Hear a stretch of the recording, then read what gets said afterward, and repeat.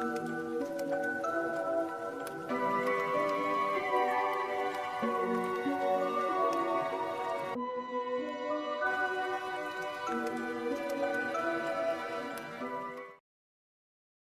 hello, lovelies. I'm Nemo, and welcome to The Creeping Undergrowth.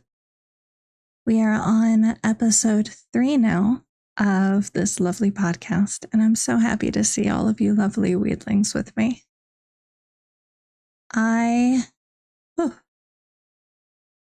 My subject today is going to be on being kind to ourselves and dealing with self-loathing and like self-care and stuff. I probably should have taken a longer break before recording this because I just did some big energy tasks. But anywho, I want to ask, how are you all doing today? Have you celebrated today? And that can be something as simple as opening your eyes this morning, just to acknowledge the day. That can be that you went to work or school or created something, even if it was just a thought or something that you'd like to see today. Any little thing can be a celebration. So I ask, have you celebrated today? And if not, I think you should, as well as celebrating yourself. Now, that brings me into the idea of something that I thought that I had been doing for a long time, and I didn't realize just how deep it went. The concept of being kind to ourselves, and not just being kind to ourselves emotionally or mentally, but also physically. Because very often, one or more of those gets left behind in our day-to-day. And beyond that, and what frustrations, can be led into when we, are unable to fulfill our, mental, emotional, and physical needs. Sorry, my cats are making noise. That can very often lead to frustration, anger, feeling hopeless, which are all valid, but it also can lead into self-loathing. And I really wanted to speak a bit on this because I know that it's something that I've struggled with for years. And I've seen through friends and through acquaintances and through others that I've seen in communities that it's a pretty common problem for us to be down on ourselves. So I wanted to kind of share a little bit of my experience with that and how I'm learning to almost make up for it, if that makes sense. So I'm going to kind of work backwards on this a little bit. With the self-loathing, I have, dealt with problems of self-loathing for just about as long as I can remember. Between major depression, anxiety, trauma, familial pressures, societal pressures, because I, AFAB, assigned female at birth. And that comes with a lot of societal expectations. I'm queer, which comes with a lot of expectations and I guess less expectations and more, what's the word I'm looking for? Society is fucked. But no, in all seriousness, there's a lot of aspects of me that were either judged or beaten down on, or I simply was not taught to love growing up. To the, physical needs, which are very often, addressed in society and the idea of diet culture and how we should look and how much we should weigh and what is deemed as healthy or not healthy. Because a lot of people want it to be black and white, and it's not, never has been. It would be maybe simpler if it was black and white, because then we might have, a manual for it by now. But everyone's different. And while that is incredible because it creates a wide range of individuality as well as, relations and community, it also means that there's a lot of struggles with it. And unfortunately, our society capitalizes on that, especially our insecurities. And for me, I want to go ahead and put up a trigger warning now for weight-related struggles and food-related struggles. So, diet culture. And then my brain blanked as soon as I gave the trigger warning. No, growing up, I had a mother who very much was down on herself for her weight. She had 4 kids. She was disabled. She had a number of health issues on her own. And she never learned how to be kind to herself, at least not in the time that I knew her. I haven't spoken to her in 5.5 years. So hopefully, for her sake, she's learned to do better. But with that in mind, because unfortunately, trauma can very often be passed down through generations, through projection and through, refusal or not understanding what it takes to break the cycle. Some people just don't have the resources or the know-how. And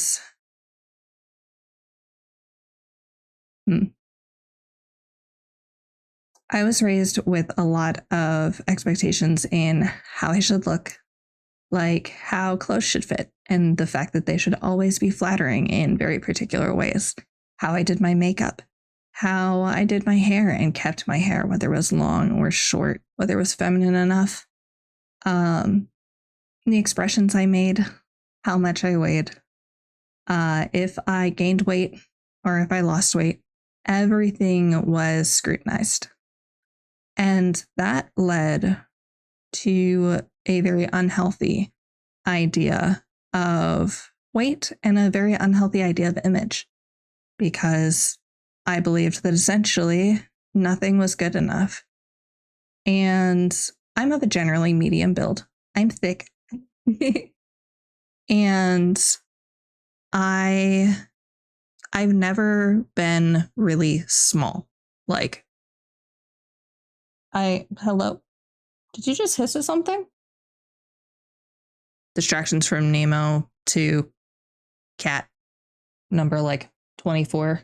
Hello. All right, here. Arabelle, don't fall. Please don't fall. I cannot save you. You're too heavy to be saved. All right. So speaking of weight, but we don't shame our cats for being, chunky, because Arabelle is our chunk cat and I love her for it. I did panic her a little bit when I flipped her over though. So now she is being held like a baby while I talk about my weight struggles growing up. But there was always I can't, buy new clothes until I can fit in them, or I need to keep certain outfits around because I'll fit in them someday. Or my mother kept an old picture of her from, years and years before, and before things changed. And she was never able to get through, the grief of her life changing as drastically as it did, because she kept that reminder that she needed to look that way to be loved, which is not true. Everyone looks different. Everyone has different needs for their body. And for me, that led to a lot of trauma in regards to my relationship with food and dieting. Up until about a year ago, I think, if someone brought up a food pyramid, it would make me cry. It was bad. And I had some weird diets that I ended up going on in desperation to try and fix a problem that wasn't actually there. And that brings me to the idea of caring for the physical self, because a lot of people think that it's, there's sleep that we need, there's food, there's water, there's, fun versus work and that kind of thing. But for me, I think it goes a little bit deeper. For me, I actually most recently, after coming out of a outpatient therapy program, I have named my body as its own entity. Now, I'm non-binary personally, and specifically, I guess the label I would use would be xenogender at this point. I am basically a plant. And so for me, that kind of made sense. My body has always felt different than me or separate. And in this case, I turned it into something that I really enjoyed and something I've encouraged others to do, even just for themselves as one being, is to treat your body and yourself as you would a friend or someone that you care deeply about. You're very distracting. You're cute though. Doing things like encouraging yourself when you're feeling down, because, say for me, it's a high pain day. So high pain days for me look like joint pain, nerve pain. Usually it's full body. And while I would say on a general pain scale, any one of those things might be like a 4, where it's distracting, but I could probably still do tasks throughout the day. It's multi-layered and everywhere. So it takes off 4 and it kind of ramps it up a good bit. And depending on, a myriad of things, my body can be way up or way down. It can be very unpredictable. Now, she's trying to get away. Putting the cat down. Oh no, I'm covered in fur. Okay. Now that we have freed ourselves of the cat. I realized I forgot to actually say what I named my body, which is Moth, as in the little flying creature. The idea behind it is that I feel I've made enough progress in my life and enough growth to where I have passed the, caterpillar stage. I have gathered enough information and enough care and enough support system and so on to be able to go into that cocoon and kind of transform. I'm very much more myself today than I ever have been. And I'm very proud of that. So we've made it out of the cocoon. However, we've just done so. Wings are still folded and a little shaky, maybe a crinkle here or there. It's difficult to hold on sometimes. And we're just kind of crawling around, but we're doing our best. And that is why I named my body Moth. And this came from the idea that while I had taken on my trauma and my past emotionally and mentally, I'd done a lot of the digging and the kind of the steps of healing and everything. But I still had my triggers. I still have my hallucinations, and I don't think those are going away. But they were still difficult to manage. And as I was processing, sorry, my throat is giving me a time today. As I was processing through a lot of, especially this past year, my familial trauma and whatnot, other things from my past started triggering Moth more and more.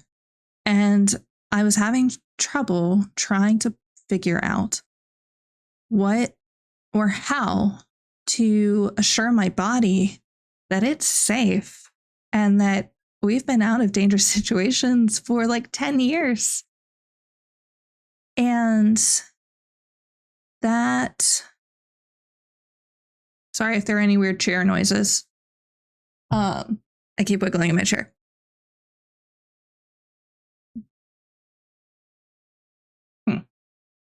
This is distraction episode. I'm so sorry for any weird noises you might hear. Anyway,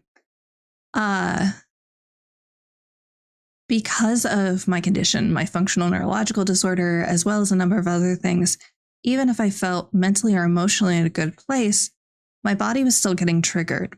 I am still going through a lot of struggles where I can't convince my body that it's safe on its own. And even though I can mentally do that or emotionally do that, it wasn't computing. It wasn't, connecting. And so with the help of a therapist, I was told that, especially with my trauma, that a lot of what happened to me was physically. And I've done a lot of work on my own over the years to try and process and specifically acknowledge a lot of what's happened to me over the years. And that realization really hit hard because the body remembers, not just us, and the body remembers things that we might not, which comes up a lot, I think, in flashbacks, hallucinations, and even nightmares or other triggers. And so after that, I decided to name my body Moth. And Moth is its own creature to me. I will talk to Moth. I will pet Moth, maybe, hug Moth through hugging myself. And I have made a big focus on acknowledging Moth's needs, not just eating because I need to eat, or, the opposite, where it's I'm hungry, but I don't know what to eat, or I don't really feel like eating, so I wait till later and then put it off. Or hydrating just because I need to get a drink. I've started trying to learn to listen blah, blah, blah, to Moth's needs. If Moth is hungry, it's time to go find either a meal or something to snack on. If Moth is thirsty, then I go grab a drink. If Moth needs to rest and we're feeling really tired and, struggling to stay awake, a lot of times I'll get up and see if movement will help. But if the walk and stretching and whatnot from my office on the way to the bedroom doesn't wake me up at all, then usually it means that I do need to, lay down and rest.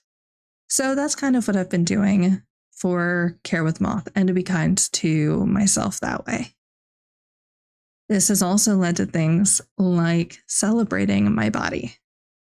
I am, how do I put this? I have fallen in love with my body the way that it is, with my soft tummy, with my thick thighs, with, my, wide shoulders, and with my stretch marks, with my scars. Like, there's a lot that I have really struggled with over the years, where society has said that these are bad things or that these are things to be put down. And I disagree. Cat's being loud again. Yes, you are.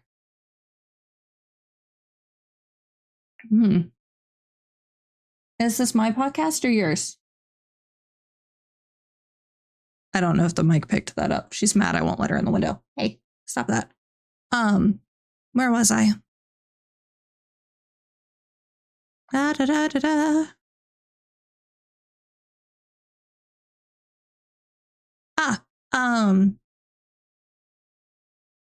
Nope, shit, I lost it. Bottom line, I love my body. I love Moth.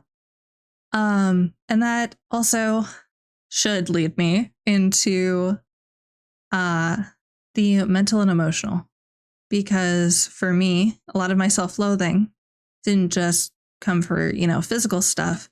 It was also mental. I'm not smart enough, or I'm not strong enough. I am a failure, so on and so forth. And I was told a lot of these things growing up.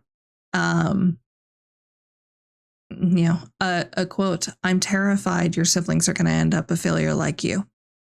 Or another quote, "I cringe at the idea of your siblings coming to see you."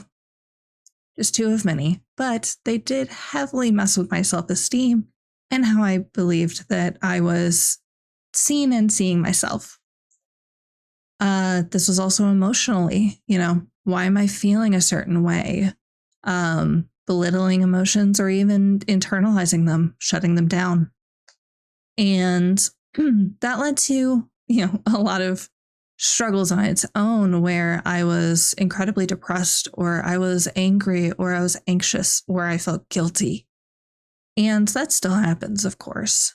But I've also learned that not only am I more than all of that, but my trauma, in major part, and my disabilities and all of the things that are considered, negative for that, have helped form me into who I am today. At the same time, they have also affected who I have become. And by that, I mean, I am an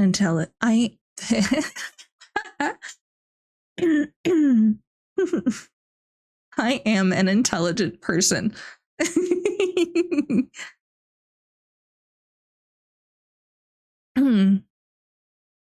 I am a compassionate person. I I have wisdom that surprises me pretty regularly. And I don't really mean that as like a gloat of a "I'm so great." More as I now recognize my strengths. Now, a lot of that was affected growing up because confidence was dissuaded. I have very broken schooling. I was a high school dropout. Like there's a lot of things. Like I don't think I finished a full year of school. And that very much affected how I thought my intelligence, was, because it was treated as such. But like, I've learned that not only am I so much more, but also that I should be loved for that, for all of it. That I deserve to be loved, that I am worthy of such. And that overall is the big message that I wanted to share with you all too. Is that being kind to ourselves is multifaceted. And by that, I mean, we are more than we think we are. And we are definitely more than what those who would put us down would like us to believe. You are worthy of love. You are worthy of kindness. You are worthy of rest. Being kind to yourself mentally might mean playing a game or reading a book that you enjoy. Celebrating your strengths of the information that you know. Maybe it's random facts. Maybe it's a hobby. Maybe it's a subject that you enjoy. Emotionally, you deserve grace, and you deserve patience for yourself, especially. Because you have lived through so much already. You have made it this far. And I say that even if you've gone through dark days, even if you've considered ways out, even if you've attempted ways out, you are still worthy of that kindness, grace, and patience. And you deserve to be heard. And then physically, no matter how we look or how we move or how much pain we're in or how able-bodied we are, we deserve accommodation. And sometimes my voice is dying today. And sometimes that means taking a break. Sometimes that means telling your body that and reminding it that it is safe, that it is okay, that you're not in a high stress situation, maybe, or if you are in a stressful situation, that it's okay to breathe.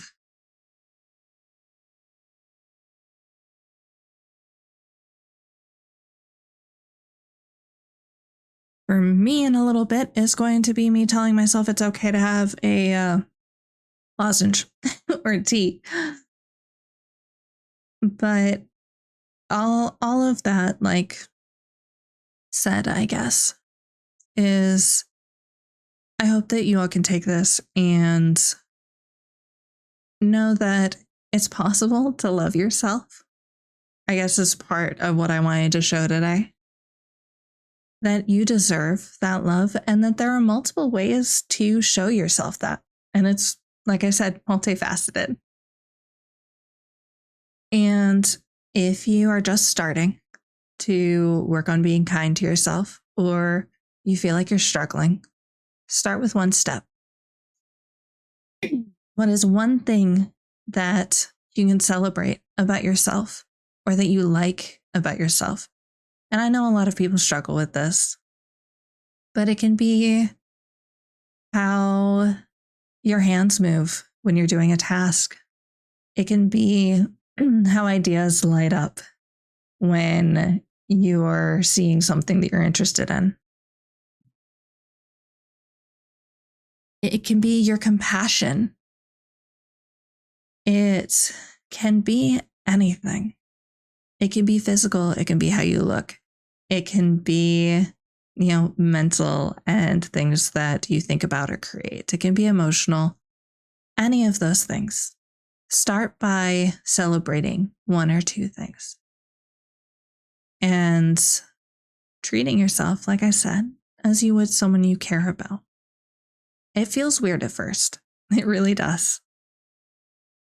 But honestly, it works. At least it has for me. Some people like regular daily affirmations, which is valid. They can be, I am kind, I am strong, I am loved. It's okay to have bad days and you can mantra that, which is great. Maybe you need to, just give yourself a little pat on the back or a cheer because you completed a task. Maybe you got up and brushed your teeth, or maybe you, went and did a task you were dreading. And celebrate that. Celebrate the little things and the big things. Celebrate the things that you think no one's going to see or that you don't think made a big difference because it did. And I guess based off of my time that I'm going to have to make actually working this into self-care into, another episode. But I hope all this made sense and helps encourage you to step back a little bit and look at yourself as a complex and worthy being that is worthy of love, that is worthy of kindness, that's worthy of rest and care. And know that there's someone out there that is proud of you, that you are so incredible for making it this far. And I'm glad you're here.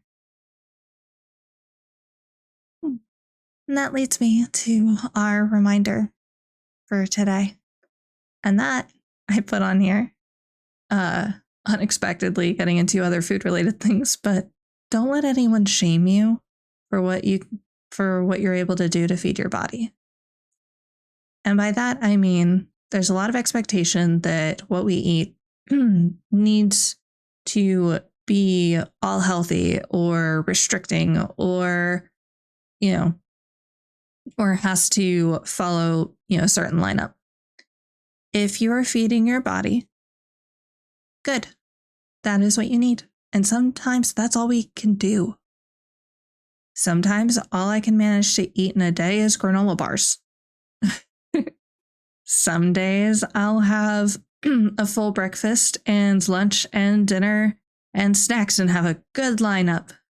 And then another day, all I can manage is mashed potatoes or soup or, sometimes hash browns. Like there's a number of safe foods that I have had to eat, or I've ended up eating days on end. And I don't feel bad for that because what matters is that I'm giving my body, Moth, what it needs to function. And some days that means I end up eating half a cheesecake before lunch. All in all, don't let anyone shame you for feeding your body because you are doing what you can for it. And if you need encouragement to feed your body, that's different. But don't let anyone put you down for it. Now, I hope that you all have a fabulous rest of your day. And if there's anything that you would like me to elaborate further on, or, more ideas to open up with, things that you'd like to hear about, as always, I have the Google form in the description. Ask Plant Mother anything, and you can put in as many entries as you like. It's all anonymous. I want to share my experiences and yours and bring us all up together. And of course, all the fun stuff of like and subscribe and, all of that comes with YouTube. And I can't wait to see you all next time. I'm loving doing these so far. And thank you for sticking with me. Bye, lovelies.